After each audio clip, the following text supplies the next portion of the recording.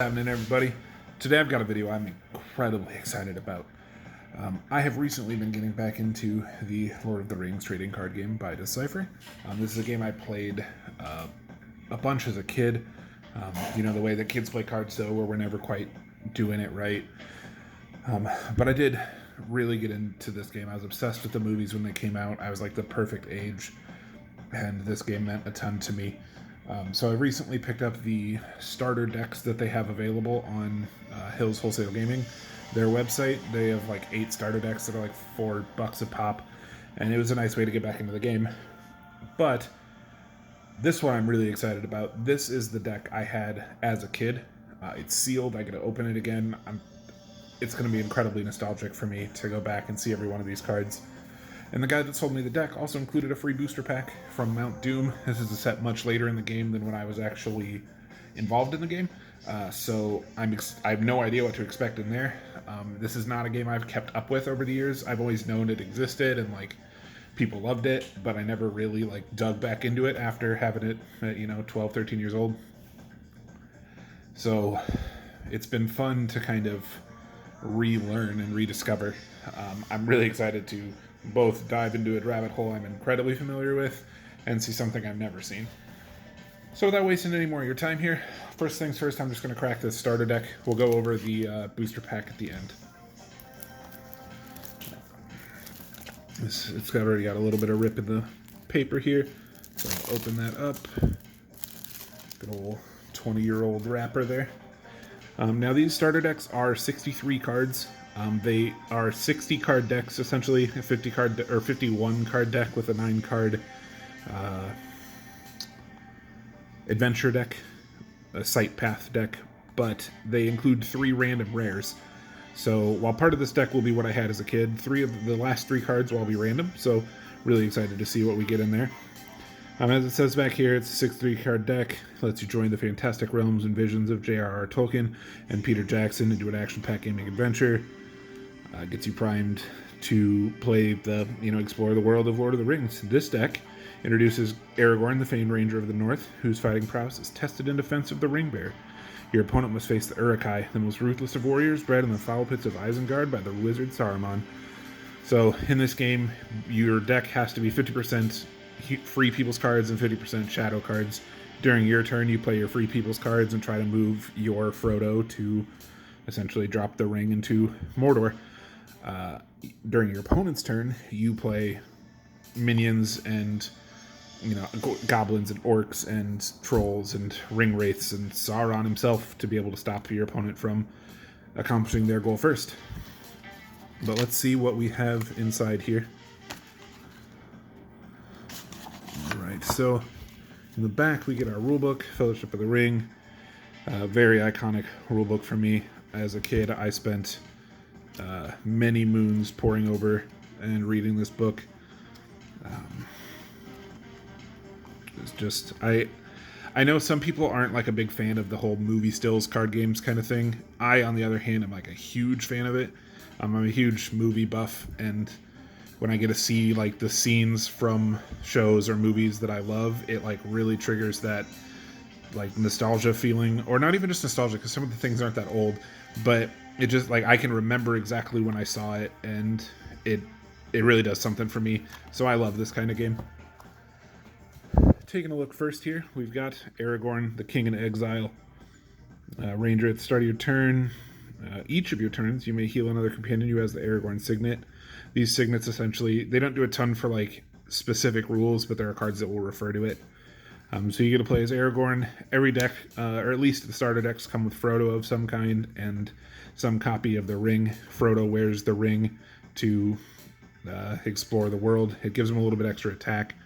And this ring specifically, the art on this card's amazing. But this one specifically, if he would take damage, you can put a burden on him by putting the ring on and making him invisible. If he gets to 10 burden, his resistance 10 here. If he gets to 10, he gets overwhelmed by the ring and you lose. Or if he just dies, you lose. So you got to kind of balance that out. But you have a starting fellowship, you get 4 cost worth of guys total to start as. Aragorn's pretty meaty, so he takes up your whole cost. But that's your initial party. Got a sword arm of the White Tower. Boromir and Moria there. Urukai Armory. Man, this card specifically is one that I have like a very vivid memories of in my head. It's a decent card too. It costs 0 and then makes a Gondor companion strength +2 or strength +4 if he has defender +1. Defender +1 means he can like block 2 guys, but you can just make him 2 stronger or 4 if he's one of those. So that's a powerful card. Urukai Armory. These conditions, they go in your back kind of row and they stay in play. This one goes to your support area. Well, you can spot an Urukai, which just means if you can see one that you have in play. The Fellowship Archery is totals -1. Basically, your armor protects you from arrows. Pathfinder, Legolas and Aragorn there.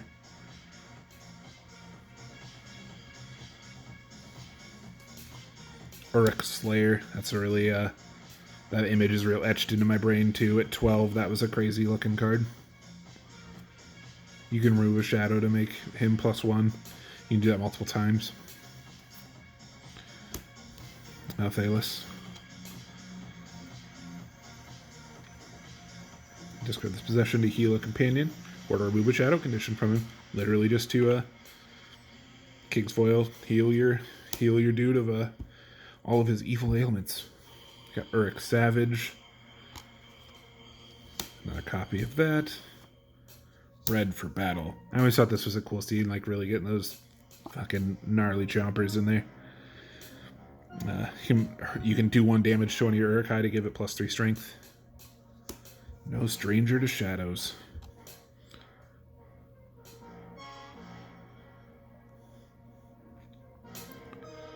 But you had not got me with you then, laughed Strider. My cuts short or long don't go wrong. Uruk Rager. Another copy of Aragorn. Characters are unique. You can only ever have one of them that you've ever played, but you can discard extra copies of them to heal the character that you have in play. So you always want to have multiple copies of your main dudes.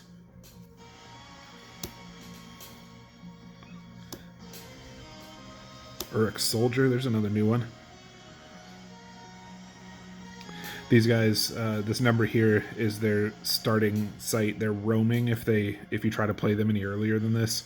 Essentially just means they cost 2 more. But if the Fellowship is at the 5th site or higher, you can play this guy for just 2. If they're at anything lower, then he costs 4.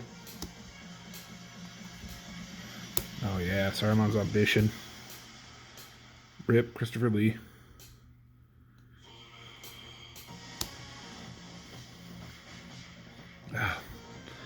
I have a lot of memories of like the art on this card specifically too.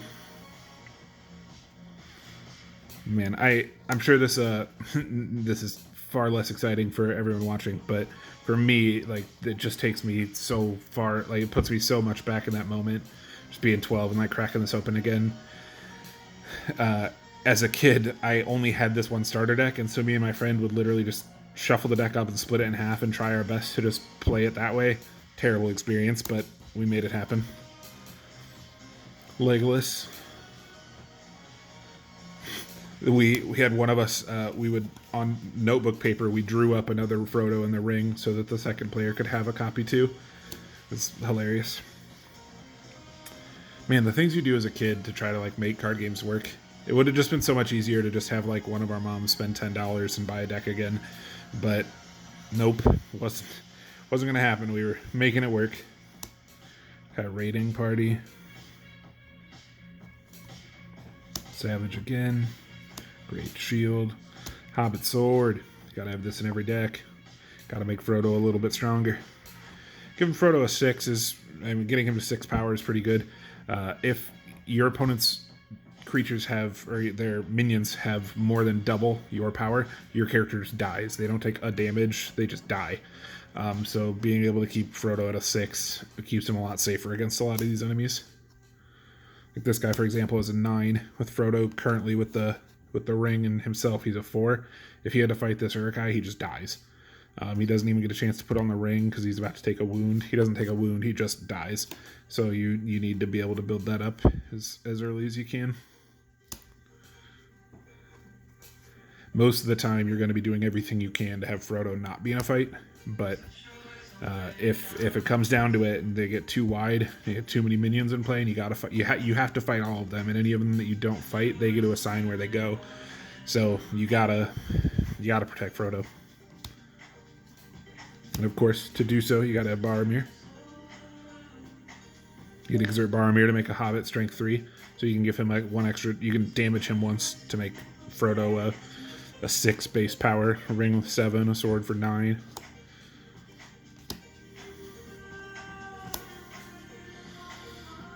Aragon's Trails.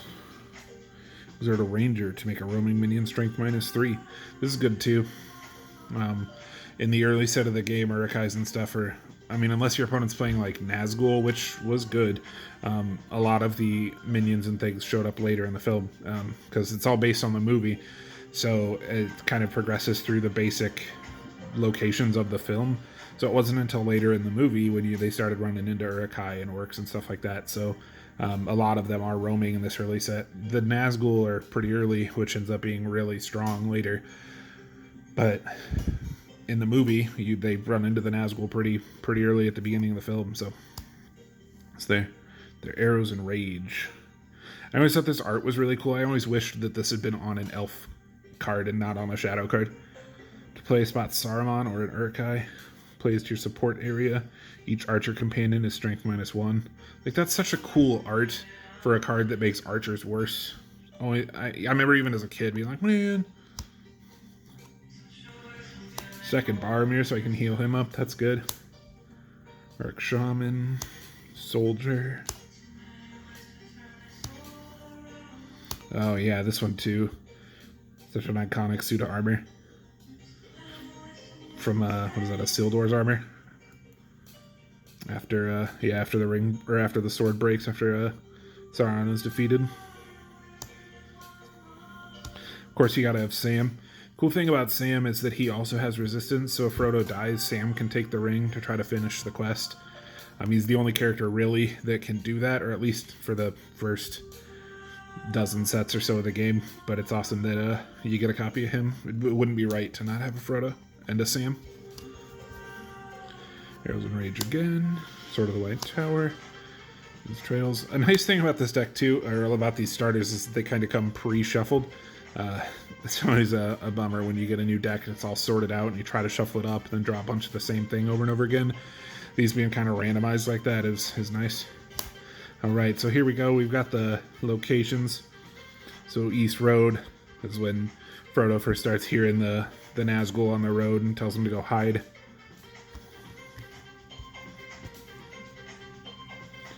We got Bree Gate once they get to Bree, running from the Nazgul.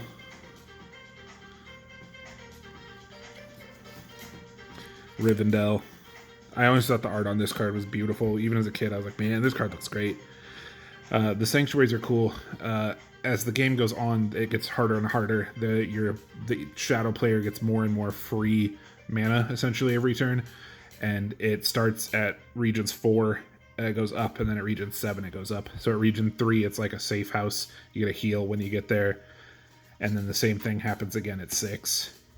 Oh, and then Moria Lake, at least, where you run into the Watcher in the Water. And the Bridge of Khazad-dûm. You can play the Balrog from your deck or hand. Its cost is 6 less. Starter deck doesn't come with Balrog, but if one of you has it and he has this location out, and get the Balrog to show up, it's really scary. I remember as a kid, my friend had a copy of the Balrog. There's a Balrog in the first set that's like a common or uncommon, and he had one, and I remember him setting it down. It has a cost of like 14, and he played it for 8, and it just like blew my brains. Galadriel's Glade.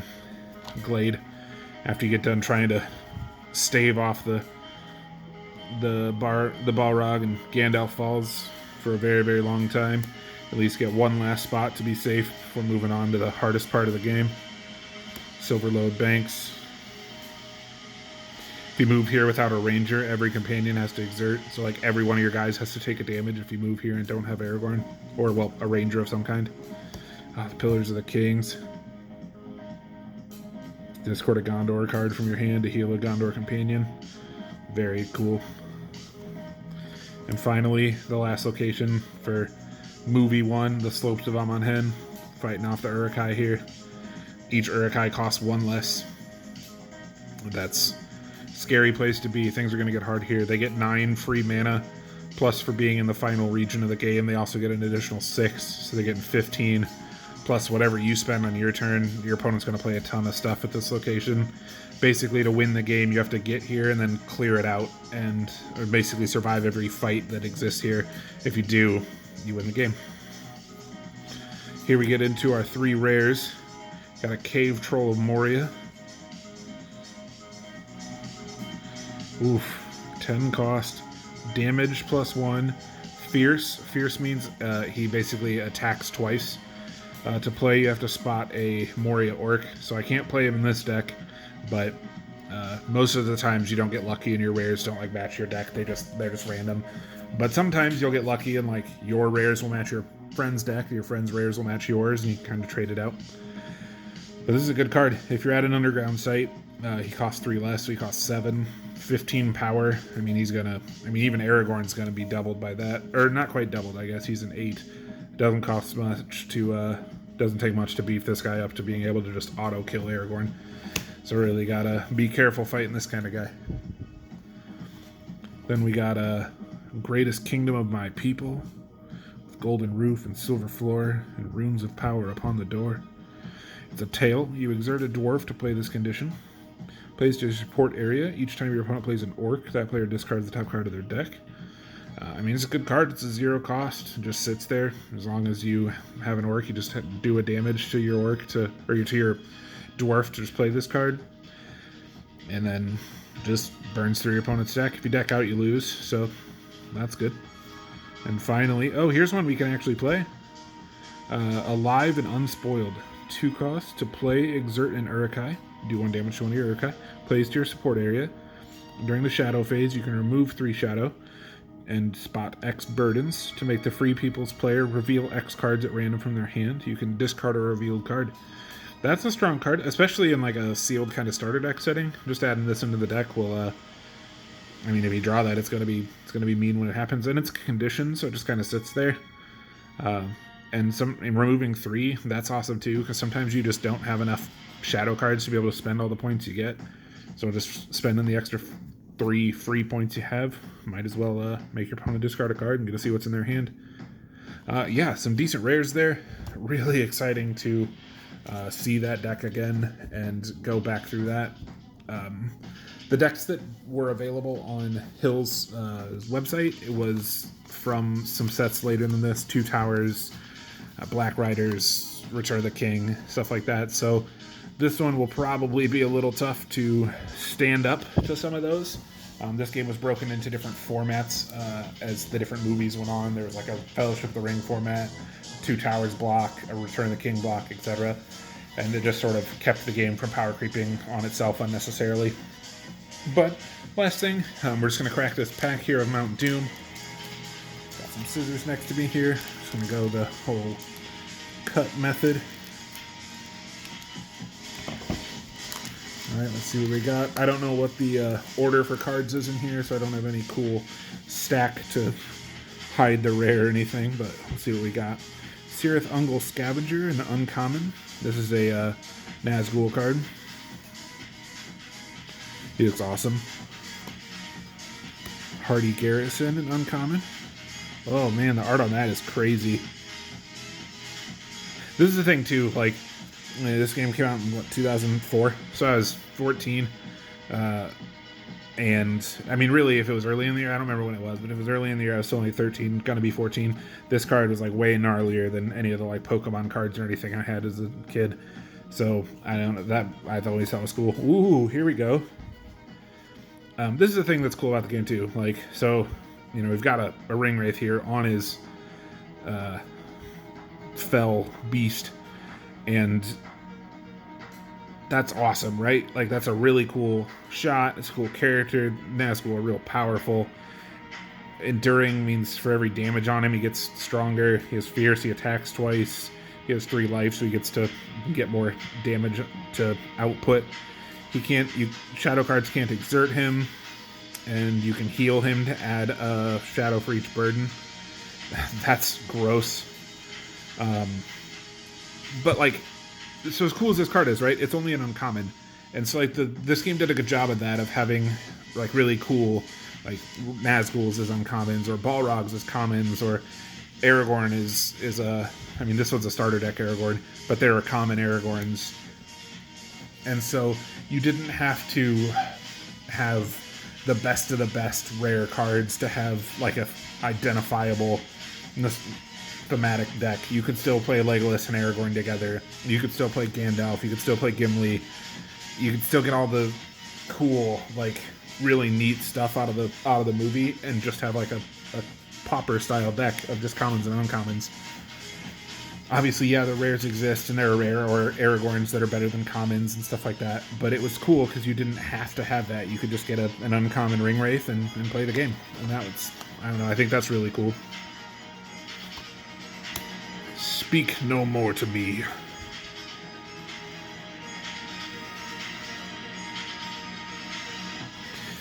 Fuck this guy. The way that man eats cherry tomatoes will make me sick forever. Gorgoroth Keeper. He looks awesome. Oh, hey, that's our rare. I was gonna say, I wonder when we round into our rare, but there it is. All right, let's take another look at this. 1 cost, exert a Mordor orc a Mordor minion to return a free people's condition to its owner's hand, or 2 if they're both Hobbit conditions. Oh wow, that's actually a strong card. Being able to remove conditions is a really powerful thing. You pretty much need to have some kind of condition removal in your deck, and having one that can remove 2 is good. Easterling Pillager, a Southron man. Oh, look at this guy just photobombing that. Cirithungel Soldier. Uruk Axe. If it's an Uruk-hai, it gets strength +2. It already gets strength +1. So it can get +3 if it's a Uruk-hai. That's cool. Cirithungel Warrior. Spot a possession to make this minion fierce. Woof. So you give him a weapon, or any character a weapon, and he gets to attack 2 times. Awesome. Oh yeah. Iconic scene there of Gandalf showing up with the eagles. Exert your wizard and choose a number. Make each minion with that Twilight cost strength -2. That's really powerful. And then Orc Armor. Frodo and his crazy beak mask there. Bear has to be a hobbit. Each orc and Uruk-hai skirmishing you is -1. That's cool. Just giving yourself some selective protection against certain enemy types. That's awesome. Well, there you are, Mr. Frodo. A perfect little orc, if I may make so bold. Such a cool scene. Well, guys, that is everything. Thanks for hanging out. Thanks for letting me gush over this game that I loved as a kid. I've been playing it a bunch lately with a couple of friends, and it's been a blast to be back involved in, especially now that we're older and like know what we're doing. These Decipher games are always a little bit complex on the surface, but once you get into them, they're always pretty easy to pick up. This one especially is like super easy to kind of understand the basics of like how to play a guy, how to move, then your opponent plays guys, then you fight. The hard part is like really figuring out the math and like expecting combat tricks so that you don't just die on the spot. And especially because like if Aragorn dies, you can never play another Aragorn, so you've really got to be careful with that. I just think it's a really cool system, and it's been so fun to get back into. We bought a box of like 3,000 common and uncommons to build some like Pauper style decks with, from a bunch of different sets. It won't be, anything like competitive, but between the 2-3 of us, it will be awesome to be able to play, build like an elf deck or a Gondor deck, stuff like that. Well, I'll talk to you guys next time. Thanks for coming to watch. Have a good day.